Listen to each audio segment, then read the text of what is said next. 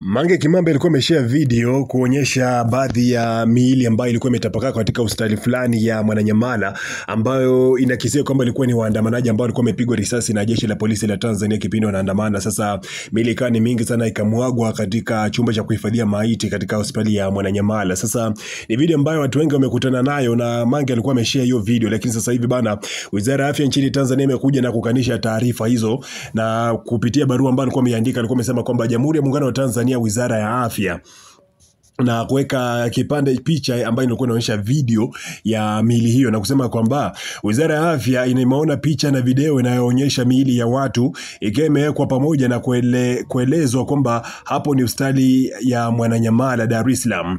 Wizara inapenda kukanusha uhalisia video hiyo ambayo imetengenezwa na wahalifu wenye nia ovu ya kuichafua nchi yetu.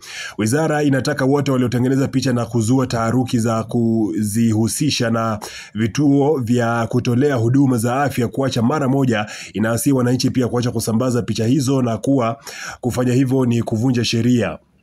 Wananchi mnaomba kuendelea kuziamini huduma zilizotolewa katika hospitali, vituo vya afya na zahanati zenu, kwa kuwa uzingatia weledi unaojali utu na misingi ya maadili ya utabibu. Na hii imetolewa na kitengo cha mawasiliano serikalini, Wizara ya Afya, Novemba 16 mwaka 2025. Sasa hii ndio barua ambayo walikuwa wameiandika Wizara ya Afya kukanusha taarifa ambazo walikuwa wamezitoa Mange Kimambe mapema kuhusiana na miili hiyo kutapakaa, kwa wanasema kwamba kuna miili mingi sana ambayo imetapakaa, ambayo hii ilikuwa ni miili ambayo ilikuwa inaonyesha baadhi ya watu ambao walikuwa wamepigwa ama wamefariki kwa kupigwa risasi katika hospitali ya Mwananyamala. Sijui kama una maoni yote kuhusiana na hiki ambacho wamekisema, ikizingatia kwamba serikali mwanzo ilikuwa imesema kwamba kuanzia picha ambazo na video ambazo zilikuwa zinasambazwa za watu kupigwa risasi na kufariki dunia, hizo ilikuwa ni video ambazo zimetengenezwa, na hii ni kwa mujibu wa Kamanda Muliro. Alikuwa anasema jeshi la polisi pia alikuwa anasema kwamba hizi ni video ambazo zimetengenezwa kwa ajili ya kuweza kuchafua jeshi la polisi la Tanzania. Lakini kuhusiana na hizi video pia,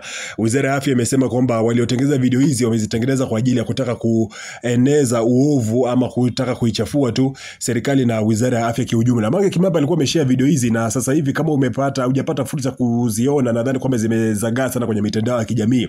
Inaonyesha miili mingi sana ambayo ilikuwa imetapakaa. Mange alikuwa ameandika kwamba hii ni mochari ya Mwananyamala.